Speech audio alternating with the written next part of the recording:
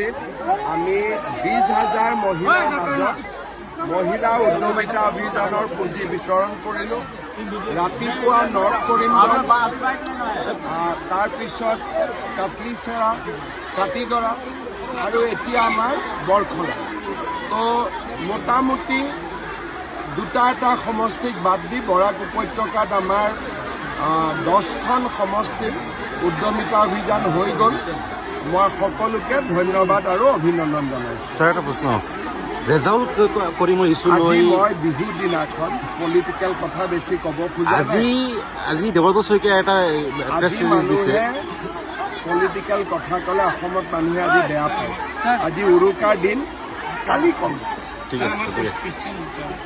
আসামি সমগ্র আসামি মহিলা উদ্যমিতা যোজনার আপনারা চেক বিতরণ করছেন 10,000 টাকাটা, কিন্তু এই যে মহিলার 12 জনের গ্রুপ 15 জনের গ্রুপ রয়েছে, 2 জনের নাম কাটা হচ্ছে, এই কথাটা বিধায়কের জিজ্ঞেস করলে বলছেন কি কোর্ট করবেন না, খবরে কোর্ট করবেন না, আমরা এই কথাগুলো বুঝাইছেন, তারা টানছে বাড়ি কেন গ্রুপগুলা নর্মালি 10 গ্রুপে হয়। এর জন্য আমি 10টার জন্যই স্যাংশন করেছি। দুটো যে এক্সট্রা মেম্বার গ্রুপে আছে এটা নিয়ম হিসাবে থাকতেন, ওনাকে নিয়ে আমি একটা নতুন গ্রুপ তৈরি করব। নতুন গ্রুপ তারপরে ওরা পাবে। ওদের যে পয়সা জমা হয়েছে এই যে ওরা সেকেন্ড স্টেজে ওরা পাবে।